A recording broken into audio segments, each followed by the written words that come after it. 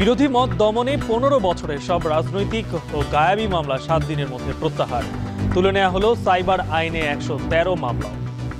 ইতিমধ্যে 113টি মামলা প্রত্যাহার করা হয়েছে।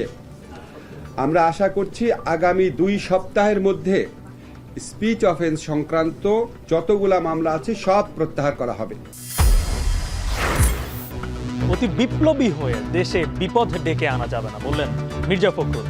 সুষ্ঠু নির্বাচনের জন্যই আগে সংস্কার চায় জামায়াত। অতি বিপ্লবী কোনো চিন্তা ভাবনা নিয়ে সমাজে আরো অস্থিরতা বা একটা চরম একটা পরিস্থিতি সৃষ্টি করাটা বোধহয় সঠিক হবে না। সুষ্ঠু নির্বাচনের জন্য যে সংস্কার প্রয়োজন সেটা করে তারপরে নির্বাচন। বিপুল কর ফাঁকির অভিযোগে গোপালগঞ্জে বেনজিরের রিসোর্টে এনবিআরের অভিযান। তেজগাঁওয়ে রেলের 5 একর জমি উদ্ধার। এবং বাজার নিয়ন্ত্রণে তেমন প্রভাব না থাকায় ওএমএস এর 10 কৃষি পণ্যের প্যাকেজ স্থগিত। ভ্যাট বেশি বাড়ানো হয়নি বললেন অর্থ উপদেষ্টা।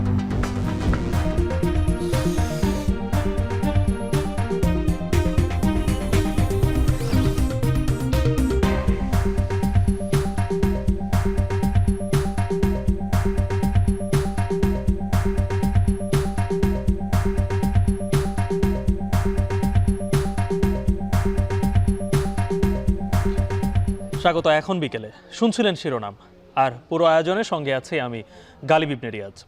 যুদ্ধবিরতির মাঝেই ইসরায়েলি হামলা অব্যাহত। প্রাণ গেল 12 ফিলিস্তিনের। পুড়িয়ে দেয়া হলো 2টি গ্রাম। গাজায় যুদ্ধবিরতি চুক্তি নিয়ে সন্দেহ প্রকাশ করেছেন সদ্য শপথ নেওয়া মার্কিন প্রেসিডেন্ট ডোনাল্ড ট্রাম্প।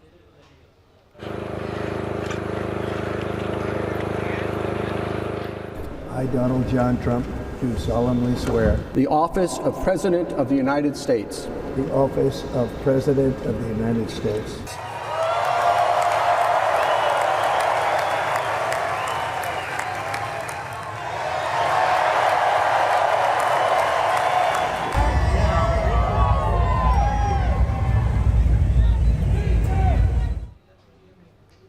এখন বিকেলে গাজায় ইসরায়েলি হামলা নিয়ে থাকছে বিস্তারিত।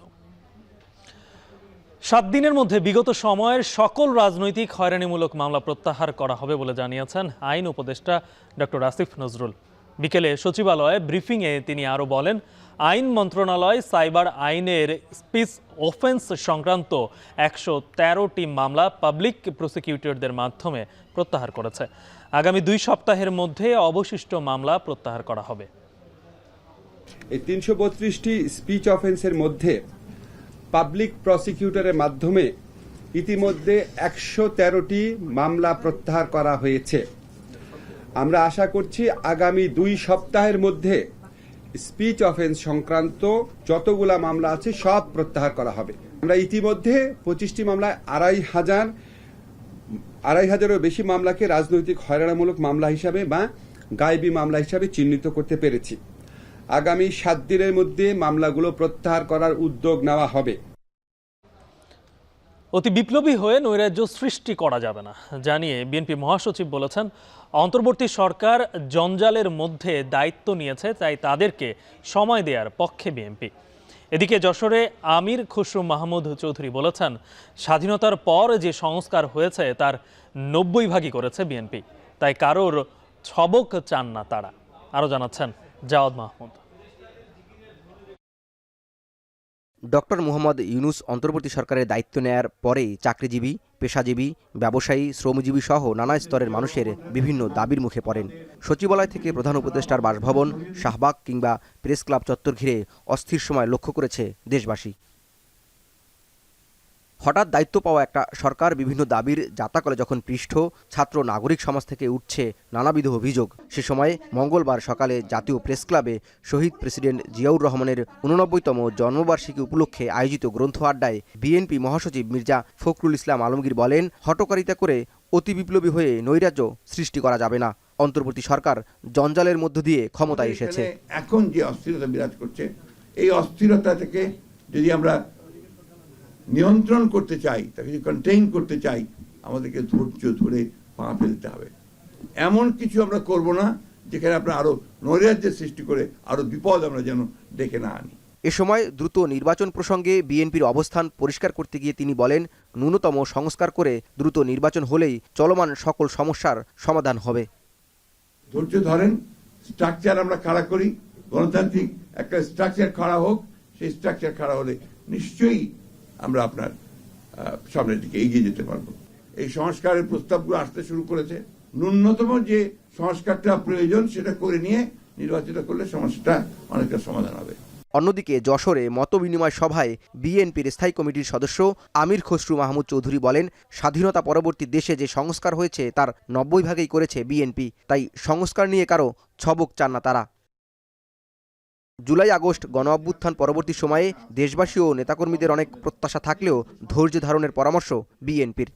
যে কখনো ধৈর্য হারাবেন না, আশা হারাবেন না। জাওয়াদ মাহমুদ, এখন, ঢাকা। আগামী নির্বাচনে জামাত ও ইসলামী আন্দোলন সহ সব ইসলামী দল একই ব্যালটে নির্বাচনের প্রত্যাশা করে বলে জানিয়েছেন দুদলের শীর্ষ নেতা। দুপুরে বরিশালের চরমোনাই মাদ্রাসায় ইসলামী আন্দোলনের আমির ও চরমোনাই পীর মুফতি সৈয়দ মোহাম্মদ রেজাউল করিমের সঙ্গে সৌজন্য সাক্ষাৎ করেন জামায়াতের আমির ডাক্তার শফিকুর রহমান। পরে আনুষ্ঠানিকভাবে গণমাধ্যমের মুখোমুখি হন দুদলের আমির। এ সময় একই মঞ্চে পাশাপাশি বসে গণমাধ্যম কর্মীদের বিভিন্ন প্রশ্নের জবাব দেন তারা। উঠে আসে আগামী নির্বাচন ও ভারতীয় আগ্রাসনের বিষয়ে তাদের মতামত। জামায়াতের আমির বলেন, সুষ্ঠু নির্বাচনের স্বার্থে জরুরি সংস্কার প্রয়োজন। ইসলামী আন্দোলনের আমির বলেন, 5 আগস্টের পর ইসলামী আন্দোলনের একটি ভালো ক্ষেত্র তৈরি হয়েছে। এ সময় আগামী নির্বাচনে জামায়াত ও ইসলামী আন্দোলন সহ অন্যান্য ইসলামী দলগুলো একই ব্যালটে নির্বাচনের প্রত্যাশা করে বলে জানানো হয়।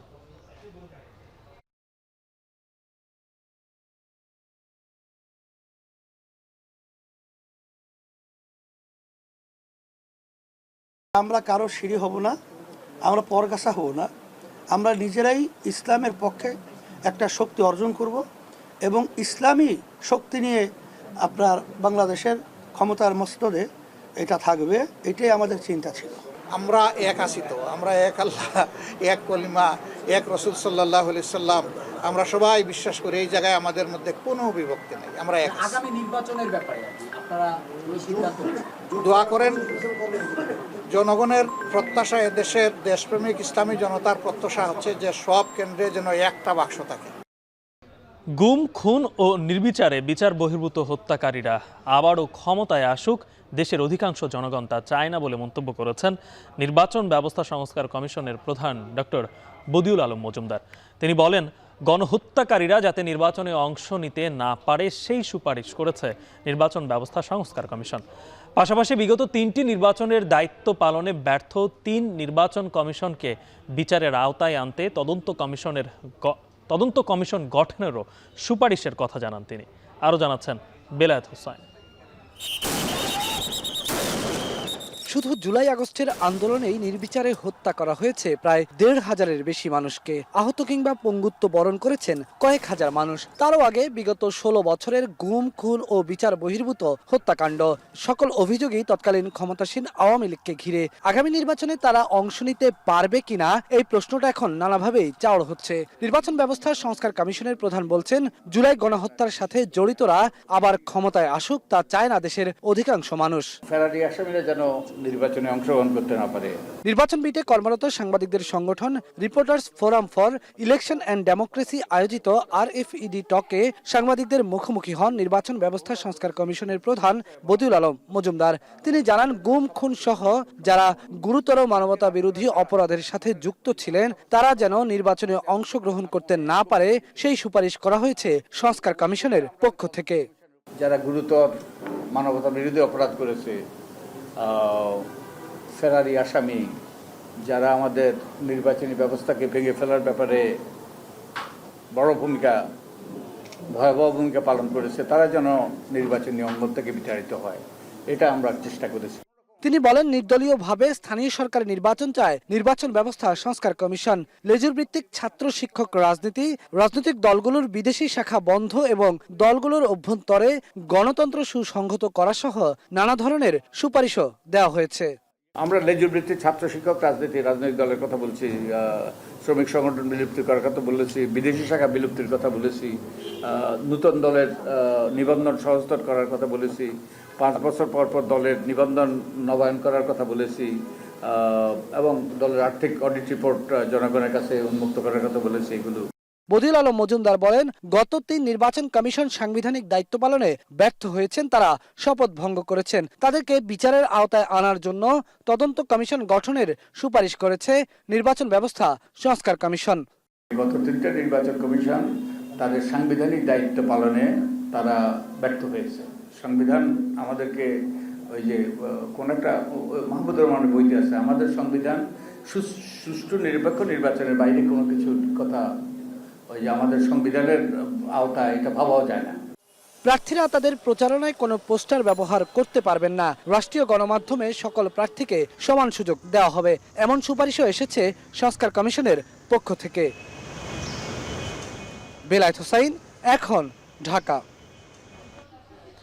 ভোটার তালিকায় হালনাগাদের জন্য জুলাই অভ্যুত্থানে আহত হয়ে বিএসএমএমইউ হাসপাতালে ভর্তি থাকা 40 জনের ছবি ও বায়োমেট্রিক তথ্য সংগ্রহ করা হয়েছে। সকালে এই কার্যক্রম পরিচালনা করেন নির্বাচন কমিশন। এতে আহতরা সন্তোষ প্রকাশ করেন। সংশ্লিষ্টরা জানান, যেসব আহত ব্যক্তির আঙ্গুল বা চোখ ক্ষতিগ্রস্ত হয়েছে তাদেরকে বিশেষ নির্দেশনার মাধ্যমে ভোটার তালিকায় অন্তর্ভুক্ত করা হচ্ছে। আগামী 1.5 সপ্তাহের মধ্যে তারা জাতীয় পরিচয়পত্রও পেয়ে যাবেন। আরও জানাচ্ছেন শাহাদাত অফরো।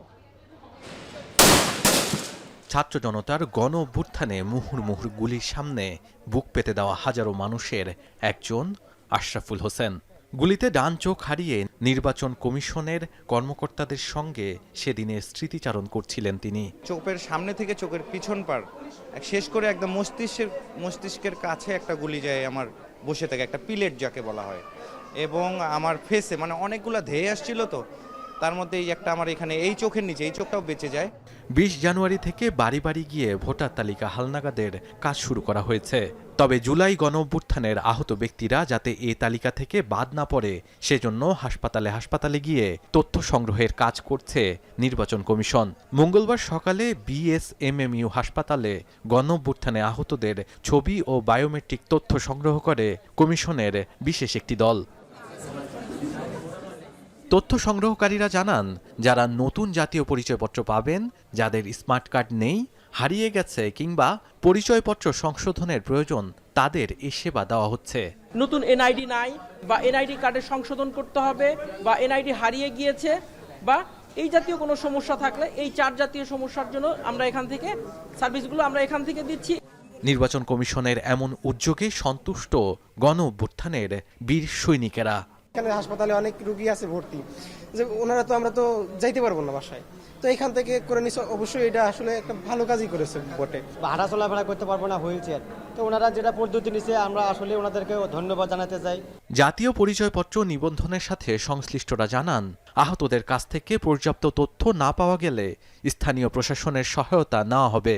জুলাই আগস্টে আমাদের যে বীর সেনারা যারা আহত হয়ে হাসপাতালে এখনো চিকিৎসাধীন রয়েছে, ওরা ওদের বাড়িতে থাকতে পারছে না, কারণ ওরা অসুস্থ। আবার ওরা যে আমাদের অফিসে যে ভোটার হবে সেই সুযোগও ওদের নেই, এবং অসংখ্য ছাত্র জনতা এখনও হাসপাতালে শুয়ে আছে। আমরা ওই চিন্তা থেকে আমরা নিজেরাই চলে এসেছি, যাতে ওদেরকে আমরা যারা ইতিমধ্যেই ভোটার হয়েছে তাদেরকে ভোটার তালিকায় সম্পৃক্ত করতে পারি। বুধবার একই কার্যক্রম পরিচালনা করা হবে ঢাকা মেডিকেল কলেজ, জাতীয় বার্ন ও প্লাস্টিক সার্জারি ইনস্টিটিউটে। অন্য যে কোনো হাসপাতালে থাকা আহত ব্যক্তিদের ক্ষেত্রেও তথ্য সংগ্রহ করা হবে বলে জানান নির্বাচন কমিশনের পক্ষ থেকে। শাহাদাত অফরো, এখন, ঢাকা। যুদ্ধবিরতির মধ্যেই অধিকৃত পশ্চিম তীরে ইসরায়েলি বাহিনীর হামলা অব্যাহত। উড়িয়ে দেওয়া হয় 2টি গ্রামের ফিলিস্তিনিদের ঘরবাড়ি ও ব্যবসা প্রতিষ্ঠান। আহত হয়েছে অন্তত 12 ফিলিস্তিনি। এমন পরিস্থিতিতে যুদ্ধবিরতি চুক্তি নিয়ে সন্দেহ প্রকাশ করেছেন মার্কিন নতুন প্রেসিডেন্ট ডোনাল্ড ট্রাম্প। জাতিসংঘের আশা, সুষ্ঠুভাবে সম্পন্ন হবে যুদ্ধবিরতির চুক্তি। এদিকে গাজার ধ্বংসস্তূপ থেকে উদ্ধার হচ্ছে শত শত মরদেহ। আরও জানাচ্ছেন তানভীর জনি। এ যেন মুদ্রার এপিঠ ওপিঠ। একদিকে যুদ্ধবিরতি কার্যকর করে জিম্মিদের মুক্তি দেওয়া হচ্ছে, অন্যদিকে অধিকৃত পশ্চিম তীরে নিরীহ ফিলিস্তিনিদের উপর আক্রমণ চালাচ্ছে ইসরায়েলি বসতি স্থাপনকারী ও সামরিক বাহিনী। রাতভর তাদের হামলায় আহত হয়েছেন বেশ কয়েকজন। এই সময় পুড়িয়ে দেওয়া হয় ফিলিস্তিনিদের ঘরবাড়ি ও ব্যবসা প্রতিষ্ঠান। গ্রেপ্তার করা হয় অর্ধশত ফিলিস্তিনিকে। তাদের এই সংঘর্ষ নতুন করে সহিংসতা বাড়ার আশঙ্কা করছে জাতিসংঘ। যুদ্ধবিরতি ও গাজার বর্তমান পরিস্থিতি নিয়ে জাতিসংঘের জরুরি বৈঠকে গাজার পুনরুদ্ধারের কথা তুলে ধরেন সদস্য রাষ্ট্রগুলোর প্রতিনিধিরা। নিরাপত্তা পরিষদে ইসরায়েলি নিষেধাজ্ঞার কড়া সমালোচনা করে বাংলাদেশ, সংযুক্ত আরব আমিরাত, তুরস্ক সহ বেশ কয়েকটি দেশ। এদিকে আগামী রোববার থেকে ইসরায়েলি ভূখণ্ড ও তাদের নিয়ন্ত্রণাধীন অঞ্চলে মানবিক সহায়তার কার্যক্রম বন্ধের উপর নিষেধাজ্ঞা কার্যকর হতে যাচ্ছে। তবে হামাস ইসরায়েল যুদ্ধবিরতির চুক্তির পূর্ণ বাস্তবায়নের আশা করছে জাতিসংঘ। এই প্রক্রিয়াটি স্থায়ী যুদ্ধবিরতির দিকে যাবে এবং সব জিম্মিরা মুক্তি পাবেন, এমনটাই প্রত্যাশা সংস্থাটির। I urge the Security Council and all member states to support all efforts to implement this ceasefire, bring about a permanent cessation of hostilities, ensure accountability, and create the conditions for recovery and reconstruction. তবে গাজার যুদ্ধবিরতির কার্যকারিতা নিয়ে সন্দেহ প্রকাশ করেছেন নবনিযুক্ত মার্কিন president Donald Trump. 3টি ধাপের বাস্তবায়ন নিয়ে সংশয়ে আছেন তিনি।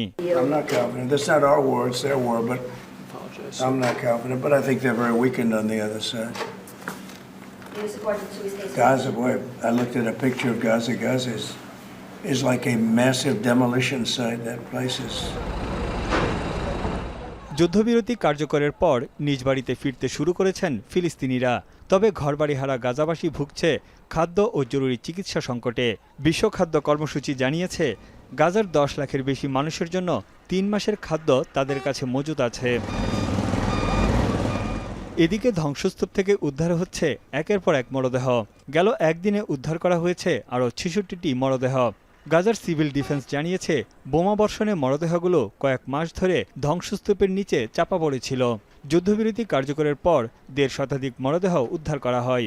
গাজায় প্রাণহানি বেড়ে দাঁড়িয়েছে 47,000-এর বেশি, আহত লাখের উপর। তানভীর জানি, এখন বিশ্ব। ট্রাম্পের অধীনে নতুন যুক্তরাষ্ট্রে অভিবাসন ও সীমান্ত সুরক্ষা ইস্যুতে আরও কঠোর পদক্ষেপ দেখতে চান বেশিরভাগ শ্বেতাঙ্গ মার্কিন। নতুন প্রেসিডেন্টের দায়িত্ব নিতেই বিভিন্ন স্থানে উল্লাসে মাতেন ট্রাম্প সমর্থকরা। এদিকে ট্রাম্পের পররাষ্ট্রনীতিতে ইসরায়েল আগের চেয়ে আরও বেশি গুরুত্ব পাবে বলে মনে করছেন রাজনৈতিক বিশ্লেষকরা। ওয়াশিংটন ডিসি থেকে আরও জানাচ্ছেন সৈয়দ ইফতেখার। বিশ্বের সবচেয়ে ক্ষমতাধরের আসনে বসে প্রথম দিনই ডোনাল্ড ট্রাম্প একের পর এক নির্বাহী আদেশের মাধ্যমে চমক দেখালেন। তার ভক্তরাও এতে বেশ খুশি। ঠিক যেমন যুক্তরাষ্ট্র তারা মনে মনে প্রত্যাশা করেন, রিপাবলিকান ট্রাম্প ঠিক তাই করতে বদ্ধপরিকর। এতে প্রতিবেশী কানাডা, মেক্সিকো শুল্ক চাপে পড়বে, আর কপাল পুড়বে lakh lakh অভিবাসীর। The momentum with the youth that he brings and a certain optimism and hope that we haven't seen in at least 8 years. Loving God for bringing us Trump back. That's what I have to say. I love my God. ঠিক পেছনে white house, এর সামনে যে ভিড় দেখা যাচ্ছে তা আগামী কয়েকদিন পর্যন্ত চলবে বলে জানিয়েছে আইন শৃঙ্খলা বাহিনী। কারণ তারা আগামী কয়েকদিনও এরকম জোরদার নিরাপত্তা রাখবে। ইতিমধ্যে দায়িত্ব নিয়ে হোয়াইট হাউসে উঠেছেন প্রেসিডেন্ট ডোনাল্ড ট্রাম্প। তিনি শুরু করেছেন তার কার্যক্রম। ব্যবসা বাণিজ্যকে তিনি সবচেয়ে আগে গুরুত্ব দেবেন বলে মনে করা হচ্ছে, আর তাই তো খুশি নানা শ্রেণী পেশার ব্যবসায়ী। প্রেসিডেন্ট ডোনাল্ড ট্রাম্পের কাছে সাধারণ মানুষের চাওয়া এখন আকাশচুম্বী। রাতারাতি তিনি কি করে এই সকল সমস্যার সমাধান করেন সেটি এখন দেখার বিষয়। তবে সাধারণ মানুষ বলছেন, ব্যবসায়ী হওয়ায় ব্যবসা বাণিজ্যের যে গুরুত্ব তিনি বেশ ভালোভাবেই উপলব্ধি করবেন, সেটি স্বস্তির বটে। পাশাপাশি বিশ্বব্যাপী বন্ধ হবে যুদ্ধ এবং সাধারণ মানুষ পাবে শান্তি। People that have connections in power, people, business owners that have connections to the people in government have a preferential treatment on their licensing process, their insurance process. Kind of prioritizing security instead of prioritizing a lot of other things like climate change or any of that other crap that we've been doing now. And I'm excited to see Trump get back into power. We need a strong leader. We need. যুক্তরাষ্ট্রের রাজধানী Washington ডিসির president বাসভবন white হাউসের সামনে থেকে সৈয়দ ইফতেখার এখন। বিশ্ব অর্থনৈতিক ফোরামের বার্ষিক বৈঠকে যোগ দিতে সুইজারল্যান্ডের ডাভোসের পথে রয়েছেন প্রধান উপদেষ্টা ডক্টর ইউনূস। সেখানে বাংলাদেশ নিয়ে একটি পৃথক সংলাপ হবে, যেখানে বৈশ্বিক ব্যবসায়ী নেতা এবং বিভিন্ন আন্তর্জাতিক সংস্থার প্রধান নির্বাহীরা যোগ দেবেন। প্রধান উপদেষ্টা ও তার সফর সঙ্গীদের বহনকারী এমিরেটস এয়ারলাইন্সের ফ্লাইট গত রাত 1টায় শাহজালাল বিমানবন্দর ত্যাগ করে। সফরে প্রধান উপদেষ্টা জার্মান চ্যান্সেলর ওলাফ স্কোলজ, ফিনল্যান্ডের প্রেসিডেন্ট আলেকজান্ডার স্টাব ও থাই প্রধানমন্ত্রী পাইং টার্ন সিনাওয়াত্রার সঙ্গে দ্বিপাক্ষিক আলোচনা করবেন। এছাড়াও আমিরাতের প্রধানমন্ত্রীর কন্যা শেখা লতিফা, ইউরোপীয় কেন্দ্রীয় ব্যাংকের প্রেসিডেন্ট, মেটাতে গ্লোবাল অ্যাফেয়ার্সের প্রেসিডেন্ট, অ্যামনেস্টি ইন্টারন্যাশনালের সেক্রেটারি জেনারেল এবং বিশ্ব বাণিজ্য সংস্থার মহাপরিচালকের সঙ্গে বৈঠক করবেন ডক্টর ইউনূস। 4 দিনের রাষ্ট্রীয় সফর শেষে 25 জানুয়ারি প্রধান উপদেষ্টার দেশে ফেরার কথা রয়েছে। বিপুল আয়কর ফাঁকির অভিযোগ তদন্তে সাবেক পুলিশ প্রধান বেনজির আহমেদের সাভানা রিসোর্টে অভিযান চালিয়েছে এনবিআরের বিশেষ গোয়েন্দা সেল। রিসোর্ট ঘুরে দেখার পাশাপাশি প্রয়োজনীয় কাগজ ও নথিপত্র সংগ্রহ করেন তারা। প্রত্যন্ত অঞ্চলে লাভজনক উদ্দেশ্যে নয়, বরং নিজের অবৈধ আয়কে বিনিয়োগ বা খরচ দেখাতেই এই আয়োজন বলে ধারণা কর্মকর্তাদের। আরও জানাচ্ছেন মাঝার মাহবুব। যতদূর চোখ যায় ততদূরই সাবেক পুলিশ প্রধান বেনজির আহমেদের সাম্রাজ্য। গোপালগঞ্জের শাহপুর ইউনিয়নের প্রত্যন্ত এ গ্রামে 600 বিঘার বেশি জমি নিয়ে সাভানা রিসোর্টের নামে অবৈধ আয়ের বিনিয়োগ করেছিলেন তিনি। বেনজিরের ক্ষমতার দাপটে সবার মুখ বন্ধ থাকলেও 2022 সালে তিনি অবসরে যাওয়ার পর প্রথম সামনে আসে এই রিসোর্টের আলোচনা। তার শত অপকর্মের মধ্যে এটি একটি। অভিযোগ রয়েছে অন্যের জমি জবরদখলেরও। প্রত্যন্ত গ্রামেও নিচু জমি ভরাট করে তৈরি করা হয়েছে বিশাল কটেজ। 20টি বিশাল আকৃতির পুকুর, সিঙ্গেল ডুপ্লেক্স মিলে শীততাপ নিয়ন্ত্রিত কটেজ 14টি। সুইমিং পুলের পাশেই রয়েছে বার, যার চারপাশেই ঝর্ণা। দুর্নীতির ফিরিস্তি প্রকাশ হওয়ার পর দুদকের আবেদনে গেল বছরের মাঝামাঝি রিসোর্টটি ক্রোকের নির্দেশ দেন আদালত। এরপর থেকেই ঢিলেঢালাভাবে চলছে কার্যক্রম। এটা তো আমি বলতে পারি না যে কারা আসে। দর্শনার্থীরা আসে, জাস্ট আমার কাছে আসে, আমার কাছে টিকিট আছে। সুইমিং পুলের 1 ঘন্টা 300 টাকা আমার কাছ থেকে টিকিট নিয়ে তাদের গোসল দেয়। আগে এটা আর কি খালি জায়গা ছিল, স্যার কিনে এটা ভরাট করছে করে আর কি এটা করছে। আয়কর ফাঁকির অভিযোগ তদন্তে রিসোর্টে অভিযান চালায় এনবিআরের বিশেষ গোয়েন্দা সেল সিআইসি। রিসোর্ট ঘুরে দেখার পাশাপাশি প্রয়োজনীয় কাগজ ও নথিপত্র সংগ্রহ করেন তারা। বেনজির আহমেদ এবং ওনার মালিকানাধীন সাভানা ইকো রিসোর্ট সম্পর্কে আমরা একটু তদন্তে এসেছিলাম এবং তদন্ত এবং অনুসন্ধানের মাধ্যমে আমরা সুনির্দিষ্ট কিছু করফাঁকির তথ্য পেয়েছি। এছাড়া এখানে বেশ কিছু ডিপার্টমেন্ট থেকে, সরকারি ডিপার্টমেন্ট থেকে প্রতিনিধিরা এসেছেন, যেমন এসিল্যান্ড অফিস থেকে, পিডব্লিউডি অফিস থেকে, কৃষি এবং মৎস্য ডিপার্টমেন্ট থেকে। সব ডিপার্টমেন্টের থেকে সুনির্দিষ্ট করে ভ্যালুয়েশন তথ্য পাওয়ার পরই আমরা বলতে পারবো যে করফাঁকির পরিমাণটা এক্স্যাক্টলি কত। কিন্তু তার আগে বলে নিই, যেটা হচ্ছে করফাঁকির একদমই সুনির্দিষ্ট কিছু তথ্য আমাদের হাতে এসেছে। বেনজিরের অঢেল সম্পদ ও বিনিয়োগ নিয়ে একসঙ্গে কাজ করছে দুদক, এনবিআর, সংশ্লিষ্ট জেলা প্রশাসক ও ভূমি বিভাগ। আলোচিত এই রিসোর্টে ঠিক কত টাকা ব্যয় হয়েছে তা এখনও জানতে পারেনি সংশ্লিষ্ট কর্তৃপক্ষ। তবে সব পক্ষই একসঙ্গে তদন্ত কাজ শেষ করে অবৈধ সম্পদ ও বিনিয়োগের পরিমাণ জানাবে। আমরা সুনির্দিষ্ট কিছু তথ্যের ভিত্তিতে, করফাঁকির তথ্যের ভিত্তিতে এখানে এসেছিলাম। Savanna eco resort plus Savanna eco রিসোর্টের যারা পরিচালক আছেন, প্লাস এদের স্বার্থ সংশ্লিষ্ট যিনি ব্যক্তিরা আছেন, তাদের ব্যাপারে কিছু তথ্য ছিল। সেইটাই আমরা যাচাই করতে এবং কিছু তল্লাশি করার জন্য আমরা এখানে এসেছিলাম এবং আমরা করফাঁকি সংক্রান্ত সুনির্দিষ্ট কিছু তথ্য পেয়েছি ইতিমধ্যে। প্রত্যন্ত অঞ্চলে লাভজনক উদ্দেশ্যে নয়, বরং নিজের অবৈধ আয়কে বিনিয়োগ বা খরচ দেখাতেই এনবিআরের এই আয়োজন বলেও মনে করছেন সংশ্লিষ্টরা। মাঝার মাহবুব, এখন গোপালগঞ্জ। রাজধানীর তেজগাঁওয়ে রেললাইনের দুপাশে জমিতে থাকা 2 শতাধিক অবৈধ কাঁচা ঘর, দোকানপাট গুড়িয়ে দিয়েছে কর্তৃপক্ষ। উদ্ধার করা হয়েছে 5 একরের বেশি জমি। দীর্ঘদিন ধরে রেলওয়ের জায়গায় অবৈধভাবে বসবাস করছিল দখলদাররা। অন্যদিকে দখলদারদের দাবি, সরে যেতে ন্যূনতম সময়ও দেয়নি রেল কর্তৃপক্ষ। বিস্তারিত তহিদুল ইসলাম তারেকের প্রতিবেদনে। বাবা আন্নে করে পায়ে ধরে কই বাবা আন্নেরা একটু দয়া করে জায়গা দিবেন, নাহলে আমার ঠাকুরের কোনো বুঝা নাই, মেকালে দিন আইতেছে বাবা। ৮০ বছরের বৃদ্ধা ফজিলা খাতুন গত ৩ বছর থেকে থাকতেন তেজগাঁও রেলগেটের পূর্ব পাশের একটি ছাপড়া ঘরে। মঙ্গলবার রেল কর্তৃপক্ষ অভিযান চালিয়ে গুড়িয়ে দিয়েছে ফজিলা খাতুনের মাথা গোজার ঠাঁইটি। আমরা কিছু টাকা পয়সা উড়াই দেই, কিছু বাজার মোজার যদ্দূর পারি আমরা হেল্প করি, ওনারা আমরা হেল্প করে এখানে থাকে। বেলা ১১টার দিকে তেজগাঁওয়ের রেলের জমিতে অবৈধভাবে গড়ে ওঠা ২০০রও বেশি কাঁচা ঘরবাড়ি, দোকানপাট, গোডাউন উচ্ছেদ করা হয়। উদ্ধার করা হয়েছে ৫ একরেরও বেশি জমি। ভুক্তভোগীদের দাবি, কোনো নোটিশ ছাড়াই চালানো হয়েছে উচ্ছেদ অভিযান। আমার একটা ঘর ছিল, আমাদের নোটিশ দেয় নাই বাবা। ভাঙছে ঠিক আছে, ওনারা তো একটু সময় দেবো, একটা জিনিস বার করতে পারি না, একটা জিনিস। নদী আমাদের বাড়ি ঘর ভাঙ্গা দিছে, এখন আমাদের তোলার মতো কোনো সাধ্য নাই, এর জন্য আমরা এই জায়গায় একটু ঠাই নিছি। এনে কই যাম এখানকা, যাওয়ানো তোই নাই, পথ নাই, এই জায়গায় পলিথিনটা নাই থাকমার কই যাম এখানকা, আমার কি বাড়ি ঘর আছে?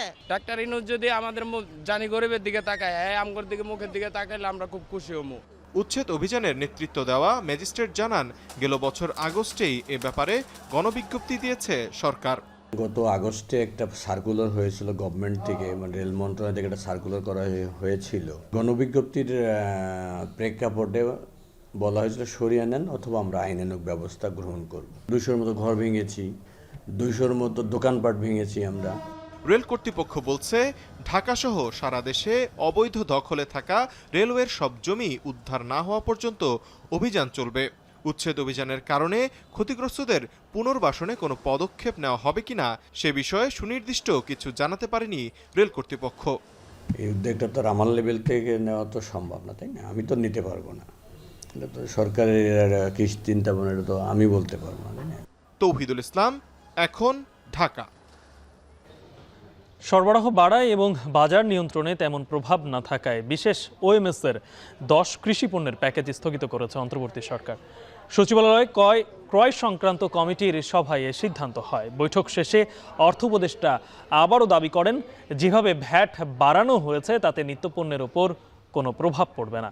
আরও জানাচ্ছেন আজহার লিমন। শাক সবজি সহ নিত্যপণ্যের লাগামহীন দামের পরিপ্রেক্ষিতে গেল অক্টোবরে সরকারিভাবে ডিম, আলু, পেঁয়াজ, পেঁপে, কুমড়া, করলা, পটল, লাউ, কচুরমুখী এই 10টি কৃষিপণ্য ভর্তুকি মূল্যে বিক্রি শুরু হয়। ৬৫০ টাকার বিশেষ ওএমএস-এর এই প্যাকেজটি পরিচালিত হয় পরীক্ষামূলকভাবে কৃষি বিপণন অধিদপ্তরের উদ্যোগে এবং এর পরিসর ছিল ঢাকার 20টি স্থানসহ চট্টগ্রাম ও নারায়ণগঞ্জ নগরী। সরকারি ক্রয় সংক্রান্ত সভা শেষ করে অর্থ উপদেষ্টা জানান, বাজার নিয়ন্ত্রণে আসায় কৃষি পণ্যের এই বিশেষ ওএমএস কার্যক্রমটির মেয়াদ আর বাড়ানো হচ্ছে না। আর সরকার মনে করছে বাজার নিয়ন্ত্রণে এই মুহূর্তে কার্যক্রমটির তেমন কোনো প্রভাব নেই। ওএমএস-টা আপনারা জানেন, আমরা খুব ইমার্জেন্সি বেসিসে এটা আমরা করেছিলাম, ওটাতে স্পেশাল টাকাও দেওয়া হয়েছে। আপাতত ডিসেম্বরে আমরা এটা স্থগিত করলাম, কারণ বাজারে মোটামুটি সাপ্লাই এসছে, অথবা এটাও একটা জিনিস। আর ভবিষ্যতে যদি কোনো আবার ইমার্জেন্সি রেজ করে তখন বাড়ানো করে জাস্ট ওইটা এখন ওই প্রেক্ষিতে ওইটা দিয়ে দ্রব্যমূল্যের যে ইস্যুটা আছে সেটাকে আপনার ইস্যু করা যাবে না, কারণ এত সাবসিডাইজ রেটে দেওয়া হয়, আপনি দেখবেন অপেক্ষাকৃত ভালো লোক লাইনে দাঁড়ায়। চালের বাজার নিয়েও কথা বলেন অর্থ উপদেষ্টা। সাপ্লাই চেনটা আমাদের এখনো কিন্তু ব্রোকেন। আপনি চাল মোকামে থাকে, মোকাম থেকে ইসেরা আনে না, ওগুলো তো ঠিক সাপ্লাইয়ের ইস্যু স্বল্পতা না। সব পক্ষ থেকে সরকারের ভ্যাট বাড়ানো নিয়ে যে সমালোচনা, তা নিয়ে অর্থ উপদেষ্টার বক্তব্য চান সাংবাদিকেরা। তিনি আবারও দাবি করেন, যেভাবে ভ্যাট বাড়ানো হয়েছে তাতে নিত্যপণ্যের ওপর প্রভাব পড়বে না। ভ্যাটে যেগুলি বাড়িয়েছি কি একেবারে দ্রব্যমূল্যের উপরে ইস্যু হবে, ওষুধের কম, আপনার এবং আইএসপি 0 করে দিয়েছি, মোবাইল টেলিফোন কমে দিই, বেশিরভাগ যেগুলো ইস্যু করে। আর ফলের রস, তারপরে কি, হ্যাঁ না, দুধের দাম তো কমেছে, এখন বেড়ে গেলে তো সেটা তো আমার তো ভ্যাট তো বাড়ানো হয়। মঙ্গলবার ক্রয় সংক্রান্ত বৈঠকে ডিএপি, ইউরিয়া সহ সার কেনার কয়েকটি প্রস্তাব অনুমোদন করা হয়। এ ব্যাপারে উপদেষ্টা বলেন, তারা সারের একটা বাফার স্টক তৈরি করার চেষ্টা করছেন, কারণ সরকারিভাবে সারের মজুদ না থাকলে বেসরকারি উদ্যোক্তারা দাম বাড়িয়ে দেয়। আজহার লিমন, এখন। সরকারি পর্যায়ে এবছর চাল আমদানি হবে মোট 8 থেকে 9 লাখ টন। ফলে বাজারে চালের দাম সহনীয় হবে বলে আশা খাদ্য উপদেষ্টার। চট্টগ্রাম বন্দরে মিয়ানমার থেকে আমদানি করা সরকারি চাল খালাস কার্যক্রম পরিদর্শন করে একথা জানান তিনি। হাজেরা শিলির প্রতিবেদন। গত বছর কোনো চাল আমদানি না হলেও এবছর বন্যায় আমনের ফলন কম হওয়ায় বিপাকে পড়ে সরকার। ফলে দফায় দফায় বাড়তে থাকে চালের দাম। তাই 1 বছর পর সরকারিভাবে চাল আমদানির উদ্যোগ নেয় অন্তর্বর্তীকালীন সরকার। বাজারে চালের দামে লাগাম টানতে 9 লাখ মেট্রিক টন চাল আমদানির উদ্যোগ নেওয়া হয়েছে। ইতিমধ্যে ভারত থেকে 2টি চালানে 52,000 মেট্রিক টন চাল দেশে এসেছে। মিয়ানমার থেকেও G2G ভিত্তিতে 1,05,000 মেট্রিক টন চাল আমদানির চুক্তি হয়েছে। এর আওতায় গত 17 জানুয়ারি গোল্ডেন স্টার জাহাজে মিয়ানমার থেকে আসে চালের দ্বিতীয় চালান। চট্টগ্রাম বন্দরে চাল খালাসের কার্যক্রম পরিদর্শন করে খাদ্য উপদেষ্টা জানান, চালের ঘাটতি যেন না হয় এজন্য সরকার আমদানি অব্যাহত রাখবে। মিয়ানমার ও ভারতের সাথে রোহিঙ্গা ও শেখ হাসিনা ইস্যুতে টানাপোড়েন থাকলেও বাণিজ্যে সেটি বাধা হবে না বলে জানান তিনি। বাণিজ্যকে আমরা রাজনীতির সাথে মিলাচ্ছি না। ভারত যেহেতু আমাদের নিকটতম প্রতিবেশী এবং ওইখান থেকে আমদানি খরচ তুলনামূলকভাবে কম, পাশাপাশি মিয়ানমার কিন্তু তার চাল বিক্রির ব্যাপারে আরও চাল বিক্রি করতে চাচ্ছে তারা আমাদের কাছে। আমরা সেটা বিচার বিবেচনা করে দেখবো তাদের দেশের অবস্থা, আভ্যন্তরীণ অবস্থা বা তারা সরবরাহ করার জন্য যে অবস্থা, এটা বিচার বিবেচনা করে আমরা পরবর্তীতে দেখব। ইতিমধ্যে বাজারে মোটা চালের দাম কমেছে দাবি করে খাদ্য উপদেষ্টা বলেন, ক্রমবর্ধমান জনসংখ্যার চাপ ও নগরায়নের ফলে ধানি জমি কমে যাওয়ায় অধিক ফলনশীল ধানের জাত উদ্ভাবনে গবেষণা চালানো হচ্ছে। রমজানে সরকারের খাদ্য বান্ধব কর্মসূচির আওতায় 50 লাখ পরিবারকে প্রতি মাসে 30 কেজি চাল দেওয়ার আশা প্রকাশ করেন তিনি। প্রতি উপজেলায় 2 মেট্রিক টন করে এই মাস থেকে চালু করা হয়েছে। রমজান মাসে এটা তো থাকবেই, প্লাস সারা দেশে 50 লাখ লোকের জন্য একটা কর্মসূচি আছে, আমরা জানি খাদ্য বান্ধব কর্মসূচি বলা হয়। 50 লাখ লোক মাসে 30 কেজি করে চাল পাবে, দরিদ্র শ্রেণীর লোক 15 টাকা কেজিতে। এই রমজান মাস এবং তার পরপর 2 মাস পাবে। এটা আমি আশা করছি যে রমজান মাসে দ্রব্যমূল্য সহনশীল থাকবে। ভারত ও মিয়ানমারের পাশাপাশি পাকিস্তান ও ভিয়েতনাম থেকেও চাল আমদানি করছে সরকার। হাজেরা শিউলি, এখন, চট্টগ্রাম। এখন বিকেলে শিরোনামগুলো আরও একবার। ভারত হাসিনাকে ফেরত না দিলে বন্দি বিনিময় চুক্তি সুস্পষ্ট লঙ্ঘন। ফেব্রুয়ারির মধ্যে সব রাজনৈতিক গায়েবী মামলা প্রত্যাহার। রেড অ্যালার্ট জারি করা হয়েছে ইন্টারপোলের মাধ্যমে। ভারত যদি শেখ হাসিনাকে প্রত্যার্পণ না করে তাহলে এটা বাংলাদেশের সাথে ভারতের যে প্রত্যার্পণ চুক্তি সেটা সুস্পষ্ট লঙ্ঘন হবে। অতি বিপ্লবী হয়ে নৈরাজ্য সৃষ্টি করা যাবে না বললেন মির্জা ফখরুল। সুষ্ঠু নির্বাচনের জন্যই আগে সংস্কার চায় জামাত। অতি বিপ্লবী কোনো চিন্তা ভাবনা নিয়ে সমাজে আরো অস্থিরতা বা একটা চরম একটা পরিস্থিতি সৃষ্টি করাটা বোধহয় সঠিক হবে না। সুষ্ঠু নির্বাচনের জন্য যে সংস্কার প্রয়োজন সেইটা করে তারপরে নির্বাচন। বিপুল কর ফাঁকির অভিযোগে গোপালগঞ্জে বেনজুরিয়া রিসোর্টে এনবিআর এর অভিযান। তেজগাঁওয়ে রেলের 5 একর জমি উদ্ধার।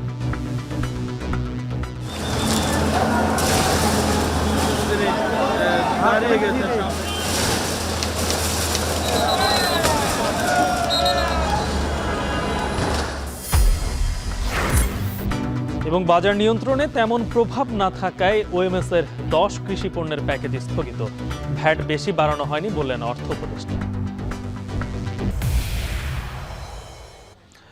এই ছিল এখন বিকেলের আয়োজন। এখন টেলিভিশন ওয়েবসাইটে দেখতে ভিজিট করুন এখন.tv, ফেসবুকে চোখ রাখুন facebook.com/tv.এখন, আর ইউটিউবে লাইভ দেখতে ভিজিট করুন youtube.com/c/echontv।